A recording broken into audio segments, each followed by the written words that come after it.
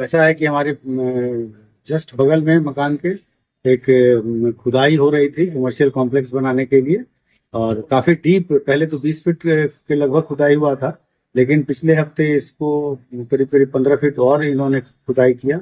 और चूंकि चारों ओर से घिरा हुआ था तो किसी को नजर नहीं आ रहा था कि कितना डीप खुदाई हो रहा है। और जब मुझे पता चला तो मैंने सभी जगह आवेदन दिया, नगर निगम में दिया, जिलाधिकारी महोदय को दिया कि ऐसे ऐसे है, खुदाई हो रही है और मेरे मकान को खतरा उत्पन्न हो सकता है, जान माल की क्षति हो सकती है। और मैंने 17 तारीख को ये आवेदन रिसीव करा दिया था सब जगह। लेकिन उसके बाद 21 तारीख की रात में मिट्टी का कटाव शुरू हो गया और हमारे मकान के नींव से मिट्टी निकल के बाहर गिरने लगा और काफी गहरा एक्सकेवेशन हो गया वहां पे, जिसके कारण से मेरे मकान में खतरा उत्पन्न हो गया। फिर रात में डीएम साहब से बात हुई। डीएम साहब तुरंत एनडीआरएफ और एसडीआरएफ की टीम को यहाँ भेजे, थाना से भी लोग आए और उसके बाद प्रशासन भी अपने स्तर से देख रहा था। और जो काम कर रहे थे उन लोगों को कहा गया कि इसमें इमीडिएट बालू का भराव करने के लिए, लेकिन वो सुबह में उन्होंने हाथ खड़ा कर दिया कि हमसे नहीं हो रहा है, बालू नहीं आ पा रहा है। तो फिर हम लोग अपने स्तर से अपने इंजीनियर और अपने आर्किटेक्ट और कंट्रैक्टर को हमने किया और फिर बालू सुबह से कल रात तक और अभी तक बालू आ ही रहा है। लगभग 1000 ट्रैक्टर टेलर और हाईवा से बालू हमने मंगा के उसमें भराव का काम कर रहा है कि बिल्डिंग को किसी तरह क्षतिग्रस्त जो हो चुका है उसको रोका जाए, बिल्डिंग गिर नहीं जाए। इसमें जो भी हर संभव उपाय है ये हम लोग कर रहे हैं।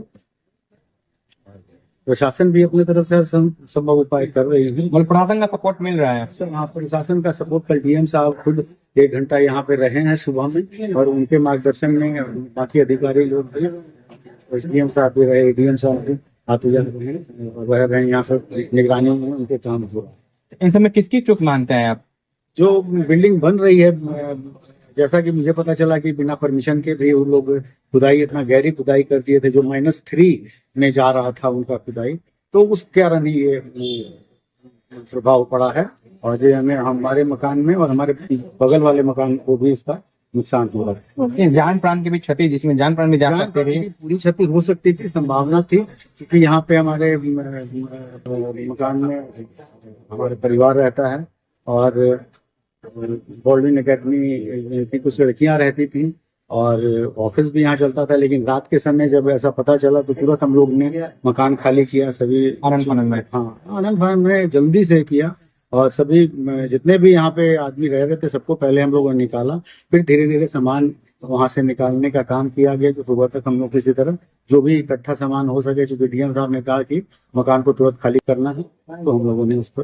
क्या लगता है मकान बच पाएगा? कोशिश में लगे हुए हैं कि किसी तरह है, लेकिन मकान का नींव हिल गया है और मिट्टी निकल चुकी है, तो कहना मुश्किल है आगे क्या हो सकता है। लेकिन अभी फिलहाल हम लोग हर संभव प्रयास कर रहे हैं कि मकान गिरे नहीं। क्या मांग रखते हैं डीएम साहब से? प्रशासन क्या मांग करते हैं? प्रशासन तो अपने स्तर से कार्रवाई कर रही है और दूसरा है कि जिन्होंने इस तरह की घटना को अंजाम दिया उनके तरफ से कोई कार्रवाई नहीं की गई और हम लोगों ने अपने तरफ से इसको किया जो भी करना उन्हें चाहिए था। दोषियों पर कार्रवाई होनी चाहिए। बिल्कुल कार्रवाई होनी चाहिए जो इस तरह का कार्य किया है। अपना परिचय दे दीजिए। मैं डॉक्टर राजीव रंजन सिन्हा।